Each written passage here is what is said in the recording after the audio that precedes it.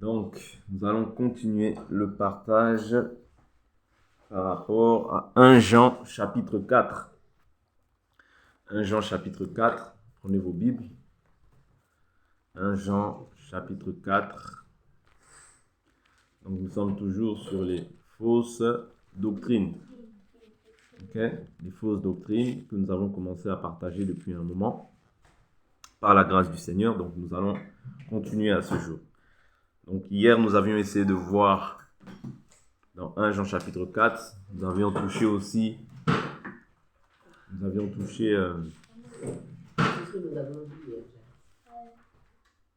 Oui, je t'écoute. Non, qu'est-ce qu'on a vu? Est-ce que tu peux résumer, faire un résumé?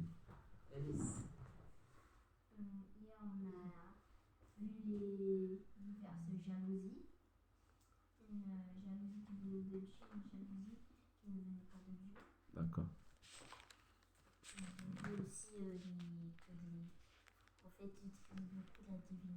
Voilà, surtout ça. Donc, c'est ce dont on avait parlé. Voilà.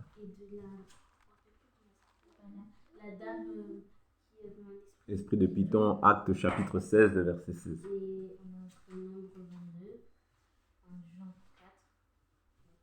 C'est essentiellement sur ça qu'on s'est... On a vu beaucoup la divination, on a vu que les faux prophètes ils viennent beaucoup avec la divination et les faux miracles. Ils sont là pour de mauvaises intentions, pour la séduction. Ils viennent nous séduire les brebis. Se déguisent, ils se déguisent en anges de lumière. D'accord? Donc voilà. Quand on parle de l'ange de lumière, on parle des anges. Parce que n'oubliez pas que les anges qui ont été précipités sont devenus maintenant ce qu'on appelle les démons. Ce que nous avions vu avec vous, par la grâce du Seigneur. Tous ceux qui se sont opposés sont devenus les démons. Satan, le diable, je vous ai dit, n'était pas au ciel. Celui qui était au ciel, c'était Lucifer. Ok? Celui qui a été précipité, l'adversaire, le diable, c'est lui qui a été précipité. C'est le même être. Mais néanmoins, c'est-à-dire quand il est devenu l'adversaire, vous voyez, il a pris un autre nom. Parce que Lucifer veut dire porteur de lumière. Voilà pourquoi on parle de... Ce n'est pas étonnant que ses serviteurs aussi se déguisent en anges de lumière. Vous comprenez? Donc c'est par rapport à ça. Ok. Donc, aujourd'hui, nous allons essayer de voir la doctrine aussi avec laquelle viennent souvent aussi les faux prophètes. La doctrine des anges. Est-ce que je peux poser une question? Oui. Pourquoi on dit un ange, pourquoi ils viennent déguisés en ange de lumière en sachant que ce sont des démons? C'est ce que j'ai expliqué. C'est que, à la base, Lucifer veut dire quoi? Veut dire porteur de lumière. Mais Lucifer, c'était celui qui était au ciel. Lorsqu'il a été précipité, il a toujours les mêmes attributs, mais maintenant il devient l'adversaire. Donc il devient l'adversaire. Donc il garde cette nature-là. Cette nature-là, il la garde. Pourquoi il la garde? Parce que s'il vient en disant « je suis le diable », tu n'iras pas. Mais quand il vient dans cette nature-là, c'est afin de te séduire. La Bible nous dit, s'il serait possible, ils séduiront même les élus. Vous voyez? Le but, c'est quoi? Le but de Satan, c'est qu'il sait qu'il est condamné. Pour lui, il n'y a plus de pardon. Son sort est scellé. Voilà pourquoi je prends une écriture par rapport à ta question, pour mieux y répondre. Apocalypse, rapidement. Apocalypse,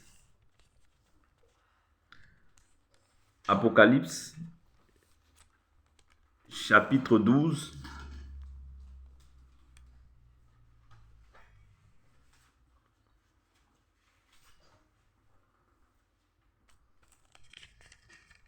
Apocalypse, chapitre 12.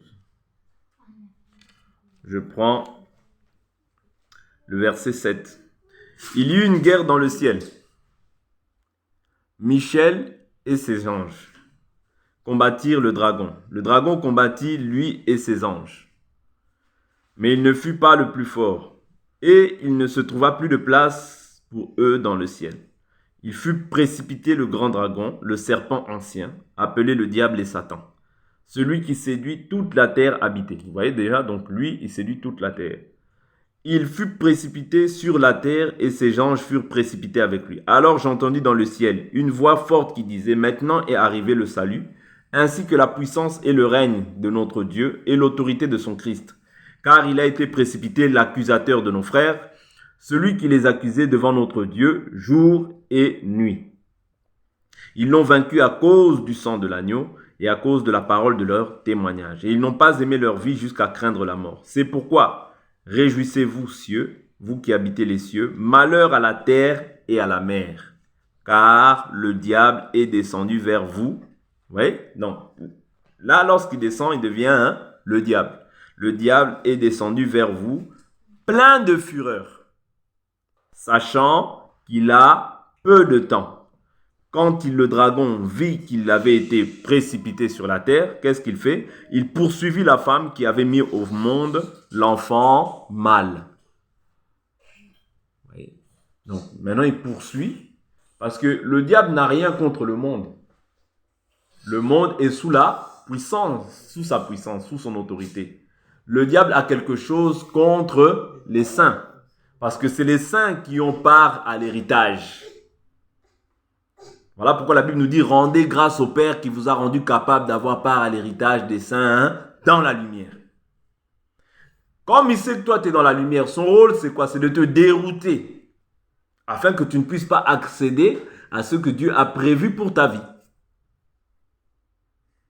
Parce que le but final, c'est le salut. Mais même dans ce temps présent, dans ce siècle présent, Dieu a fixé des choses aussi pour toi. Mais maintenant, le diable, qu'est-ce qu'il va faire? Il va faire tout pour pouvoir essayer de te détourner de ce que toi, tu dois obtenir de la part du Seigneur. Est-ce que vous comprenez? Parce que le diable n'a rien contre les musulmans. N'a rien contre les catholiques. Il n'a rien contre les bouddhistes. Encore moins pour les kimbanguistes. Il n'a rien. Il n'a pas de problème avec eux. Le problème qu'il a, c'est avec les saints. Pourquoi? Les saints sont héritiers des promesses. Voilà pourquoi il poursuit la femme. Mais maintenant aussi, ceux qui sont musulmans, ceux qui sont encore dans ces religions, s'ils sont de Dieu, Dieu les fera sortir en leur temps. S'ils sont des nôtres, ils nous rejoindront d'une manière ou d'une autre. Mais en soi, le diable n'a rien contre les gens de ce monde parce que les gens de ce monde sont sous son autorité, sous sa puissance.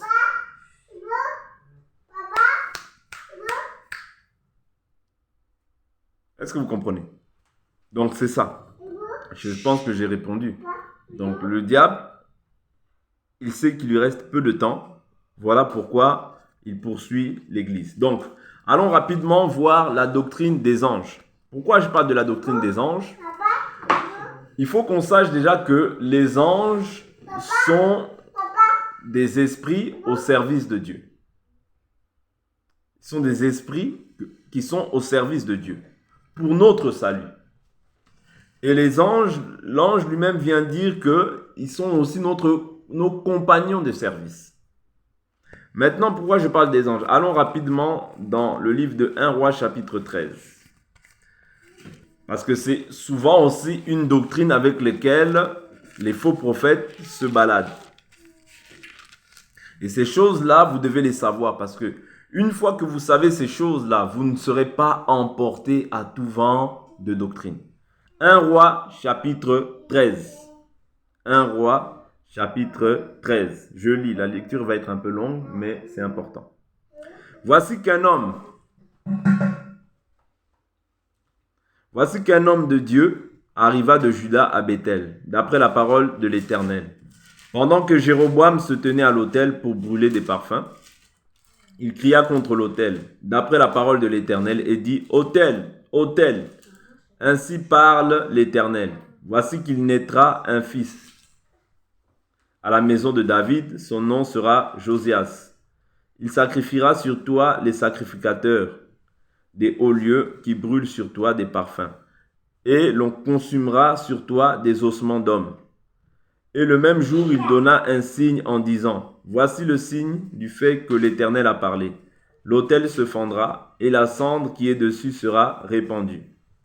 Lorsque le roi Jéroboam entendit la parole que l'homme de Dieu avait criée contre l'autel de Béthel, il brandit la main de dessus l'autel en disant, saisissez-le. Et la main que Jéroboam avait brandie contre lui se trouva paralysée. Et il ne put la ramener à lui. L'autel se fendit et la cendre qui était dessus fut répandue, conformément au signe qu'avait donné l'homme de Dieu, d'après la parole de l'Éternel. Alors le roi prit la parole et dit à l'homme de Dieu, implore l'Éternel ton Dieu et prie pour moi, afin que je puisse retirer ma main. L'homme de Dieu implora l'Éternel et le roi put retirer sa main, qui fut comme auparavant. Le roi dit à l'homme de Dieu, entre avec moi dans la maison pour te restaurer, je te donnerai un cadeau. L'homme de Dieu dit au roi, quand tu me donnerais la moitié de ta maison, je n'entrerai pas chez toi, je ne mangerai pas de pain, je ne boirai pas d'eau. Car cet ordre m'a été donné par la parole de l'Éternel. Tu ne mangeras pas de pain, tu ne boiras pas d'eau, tu ne prendras pas à ton retour le chemin par lequel tu seras allé. Il s'en alla par un autre chemin, il ne prit pas à son retour le chemin par lequel il était venu à Béthel. Or, il y avait un vieux prophète qui habitait à Béthel. L'un de ses fils vint lui raconter toutes les actions que l'homme de Dieu avait accomplies à Béthel ce jour-là. Les paroles qu'il avait dites au roi lorsque les fils eurent fait ce récit à leur père, il leur dit, par quel chemin s'en est-il allé? Ses fils avaient vu par quel chemin s'en était allé l'homme de Dieu qui était venu de Juda. Alors il dit à ses fils, scellez-moi l'âne. Ils lui scellèrent l'âne et il monta dessus. Il suivit l'homme de Dieu et le trouva assis sous le térébinthe. Il lui dit, es-tu l'homme de Dieu qui est venu de Juda? Il répondit, c'est moi. Alors il lui dit, viens avec moi à la maison pour y manger. Mais il répondit, je ne puis ni retourner avec toi, ni entrer chez toi. Je ne mangerai pas de pain, je ne boirai pas d'eau avec toi en cet endroit. Car il m'a été dit par la parole de l'Éternel, tu ne mangeras pas de pain, tu n'y boiras pas d'eau, et tu ne prendras pas à ton retour le chemin par lequel tu seras allé. Il lui dit alors, moi aussi je suis prophète comme toi.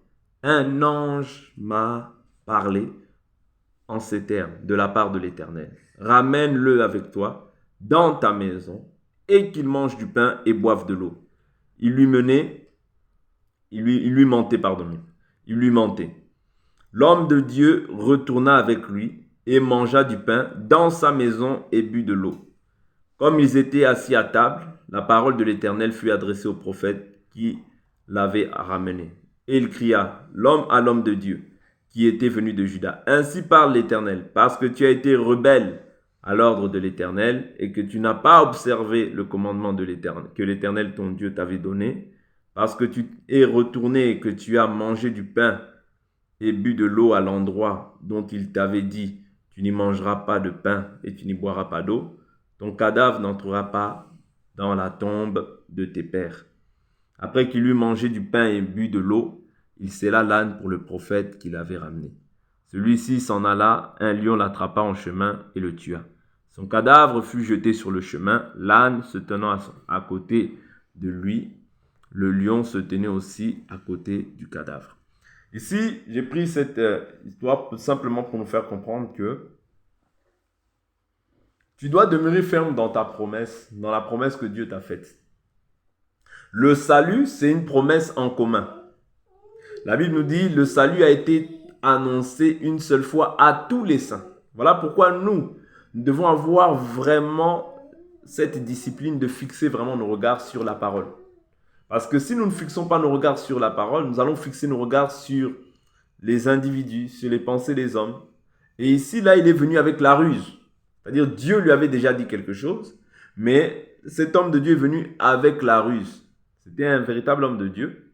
L'autre, c'était un jeune prophète, vous voyez, et il est venu avec la ruse pour voir s'il conservait fermement ce que Dieu lui avait dit dès le départ.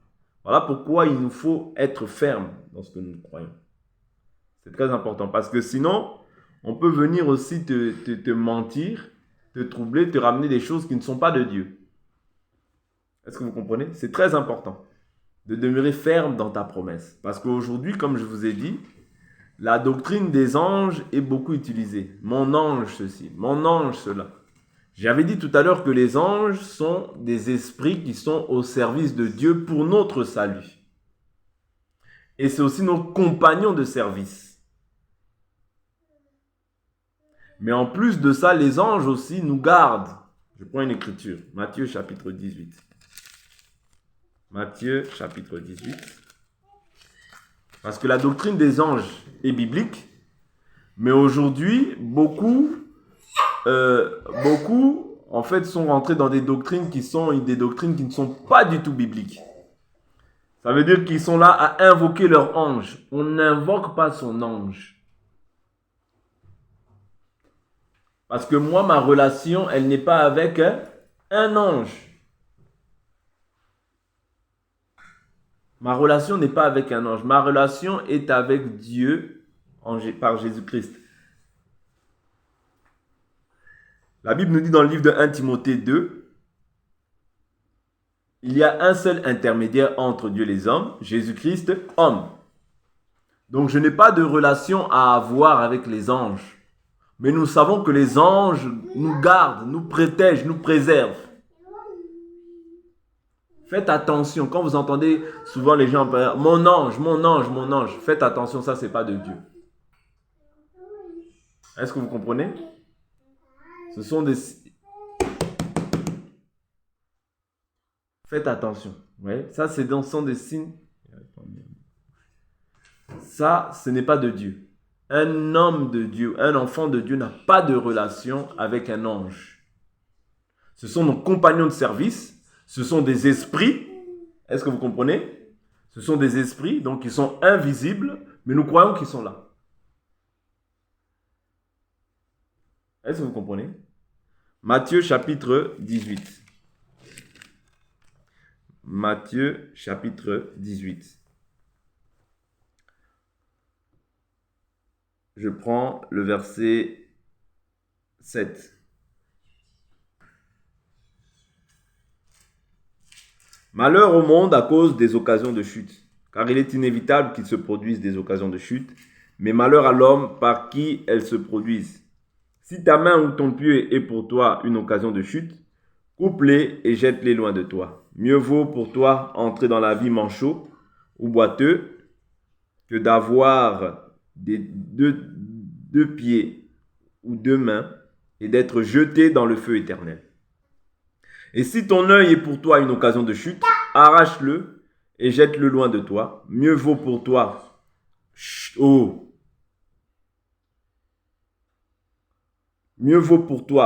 entrer dans la vie borgne que d'avoir deux yeux et d'être jeté dans la géhenne de feu.